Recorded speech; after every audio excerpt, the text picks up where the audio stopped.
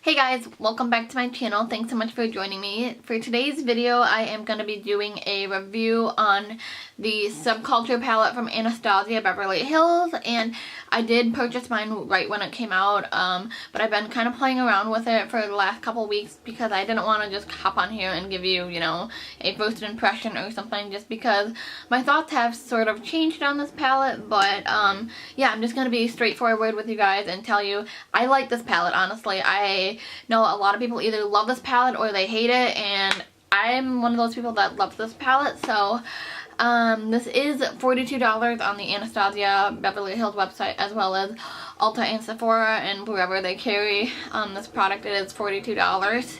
I did keep my box here because I do want to share with you guys the batch that I got with my palette. Some people are saying, they got a bad batch with their palette, which I don't know if that's true, but I'm just going to tell you guys the batch number I got. So the batch I got was P7G24. So I don't know if, that's a good batch or a bad batch. I personally like this palette though. So this is what the brush looks like that it comes with. I personally haven't used this brush yet, so I can't really give you my thoughts on the brush, but it was made in China, this brush, but the eyeshadows were made in the USA. And it does say that right on the back here as well, if you are, curious. So the eyeshadows were made in the USA, and this was made in China, the brush. So this is what the brush looks like. On one side you have this like lid shade, and then on this other side you have like a blending shade. I personally wouldn't use this blending side to pick up eyeshadow with, just because the eyeshadows are powdery, as many people are complaining about. But so is the Modern Renaissance palette. I don't think, this one's more powdery than this one. I think they're equally, as powdery, but that doesn't bother me. I think, the overall product is good. So, yeah. Not gonna go on about the brush, but inside, this is what the eyeshadows look like. So you have 11 matte shades, 2 duochrome shades, and 1 metallic or shimmer shade right here. So this is what the palette looks like with the shade names. So as you can see, these two shades right here, this cube and electric shade, are duochrome. On camera it's not picking up the cube shade. It's more of a pink kind of reflux shade. And then the shade, the only metallic in the palette is Adorn right here. And then the rest are matte. So, starting off, here is Cube, Dawn, Destiny, Adorn, All-Star, Mercury, and Axis. The bottom row you have Roxy, Electric, Fudge, New Wave. Let's see here. That one is Untamed. What's that one?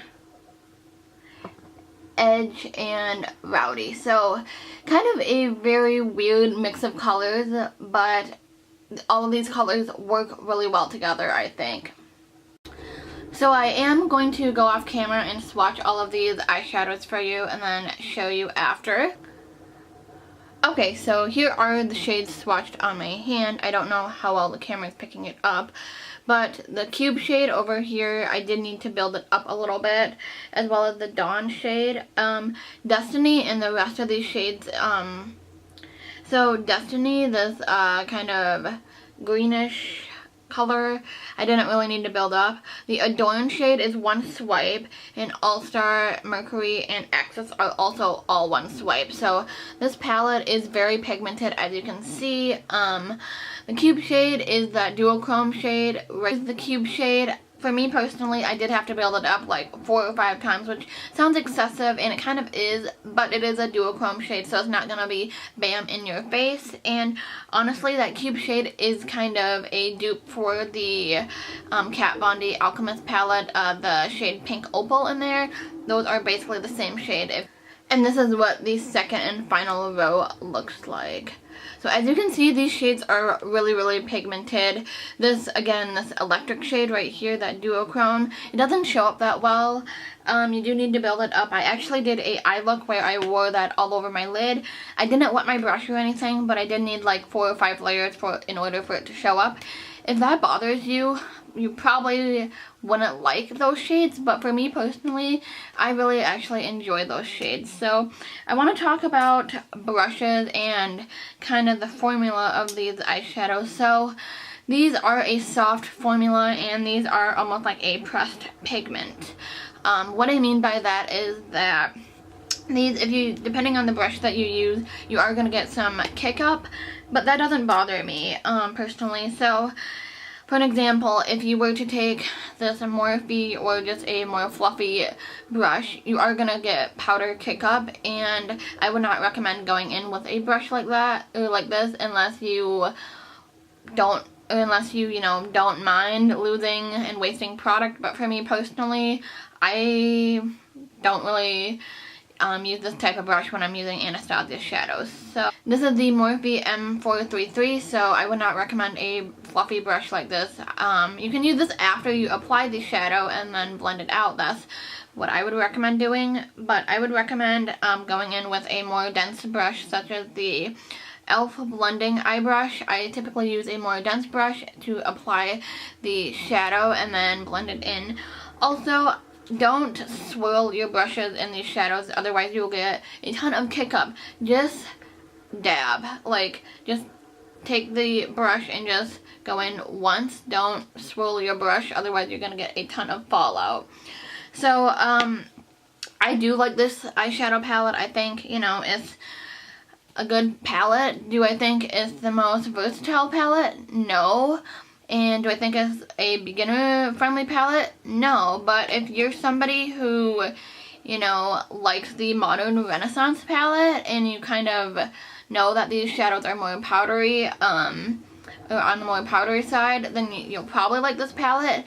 I will say this is a little bit more powdery than the modern Renaissance, but again, it depends on like the brushes that you're using. So I do think the modern Renaissance and the Subculture palette do go well together. For an example, the other day I did do a look where I took Roxy and some of these mustard shades down here, and I took the modern Renaissance palette and I took the burnt orange shade here, and I paired that together as well as some of the shimmer shades from this palette, and it looked absolutely gorgeous, and I loved the look that I came up with. So I do think this is definitely a fall palette. I wouldn't, you know, say this is like a summer or spring palette by any means, but I do think the palette is nice. I have heard some people say that this palette does oxidize, or the colors do kind of change once they're on the eyes, and I kind of would have to agree to a certain degree, I guess. I guess it depends on like what type of you know, look you're going for, because the more darker shades, once you kind of blend them on the eye, they do tend to change, I guess. If you know, pair like this Axis and then a New Wave or something, it will sort of change to a gray shade or like a brown shade, which I don't mind because it's just the tones of these shadows that makes it kind of do that. So if you're, you know, somebody who is bothered by, you know, the shades not turning out or staying the same as they are in the pan, then I probably wouldn't recommend this palette. But I really like this palette. I don't really have too many complaints with it. The shades are a little bit harder to blend, but I, you know, just take a fluffy brush after I apply them to my eye, and I just, you know, blend my eyeshadow. But I do that with all of my, you know, eyeshadows. I don't, you know, do anything different with this palette other than just use more dense brushes in the beginning and then, you know, blend later. But yeah, those are just some of my overall thoughts on this palette. I don't think, you know, people should be giving it a bad review or a bad, you know, I don't know. I mean, you cannot like the palette, but to put up, you know, to say this is the worst palette on the market, I don't agree with that, honestly. I personally really like this palette, and I don't know.